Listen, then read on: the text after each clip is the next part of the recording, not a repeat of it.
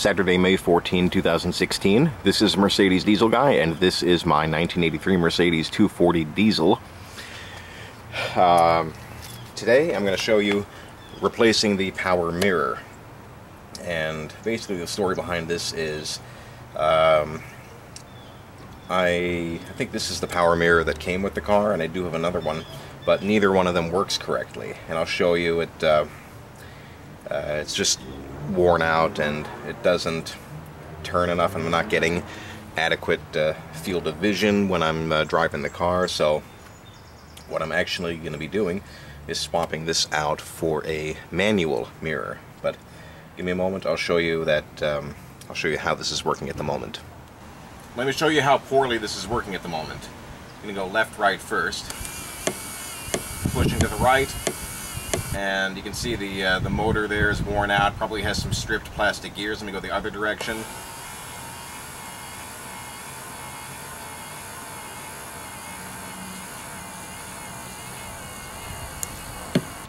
Okay, so I think it was actually all the way in before, but even so, I'm still getting poor vision on with this mirror. And let me show you up and down.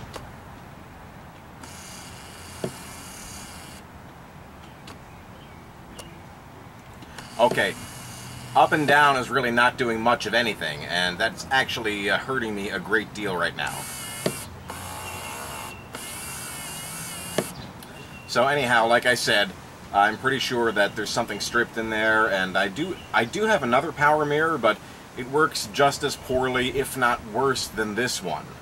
So I'm going to show you what you need to do to replace this.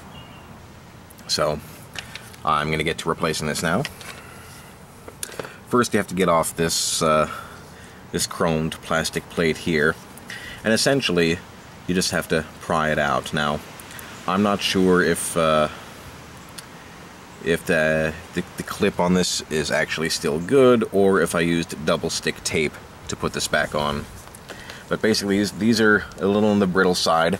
I have a plastic prying tool here, and there's a lug right around here which catches into the door, so you want to be careful not to break that. Okay, so that just pries back and lifts up. This right here is the plastic lug, which seats in a spring clip right here. Next, if you have a power mirror, you just need to disconnect this wire here. And if you're replacing a manual mirror with another manual, you have to remove the handle first. I'll show you that during installation. And once the cable is disconnected, all you have to do is remove these 3 screws here, and I highly recommend holding onto the mirror when you're doing that, so you don't take all 3 screws out and then drop the mirror on the ground.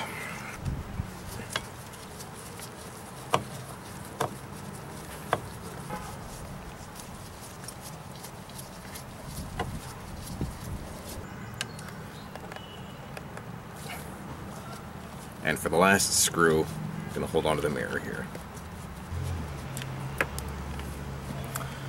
I dropped a screw, but I'll pick it up in a moment. And once those are out, the mirror just comes right off. So here is my new manual mirror with a manual adjusting knob. This came off an 82 240D that a guy on the Peach Parts forums was parting out. You can see it actually still has decent chrome on it, and the glass is nice and shiny. It's not. It's still easy to see. It's not pockmarked or anything. And bonus, the adjusting mechanism actually works pretty well.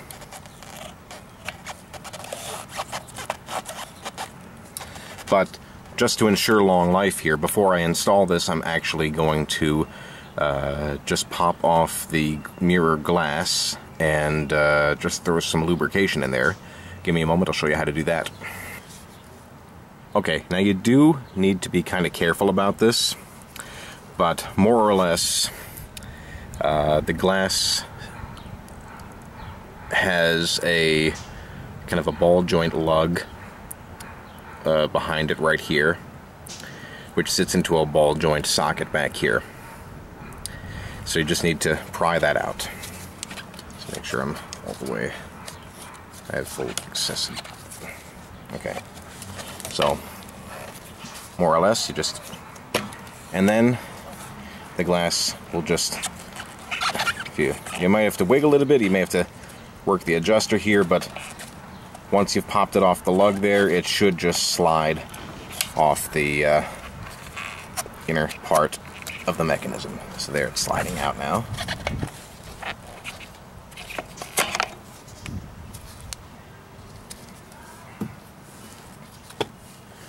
So there you go. You can see, there were bees in here at one time. I'll clean those out.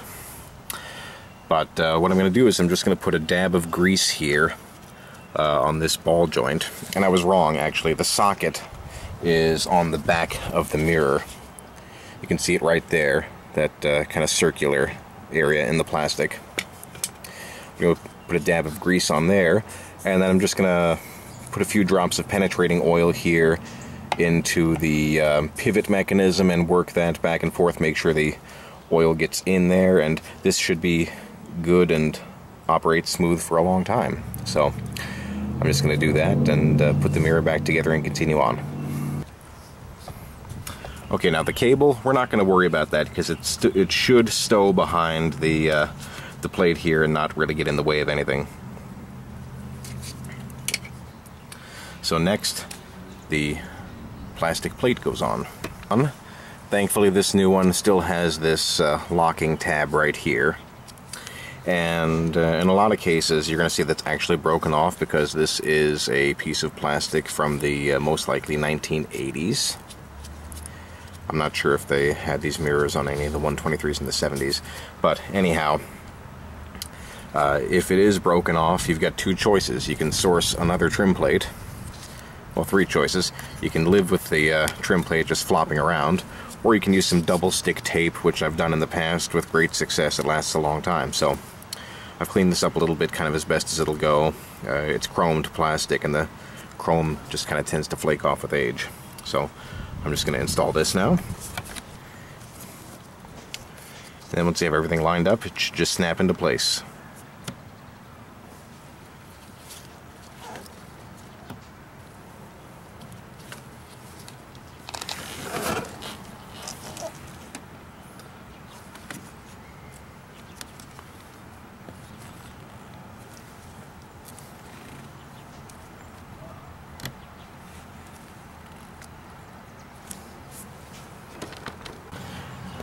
And last, you install the mirror adjusting knob. Now, basically, this is a two-piece deal right here. This piece slips over the metal bracket, or the metal handle. Now, this locking clip actually has to go on first, because it more or less locks into place like you see here, and then it slides all the way in. So put the locking clip on first, slide the handle on, and then you probably want to get like a little flat blade screwdriver on the back of this and pop the clip into place. So there you go, one manual adjusting mirror.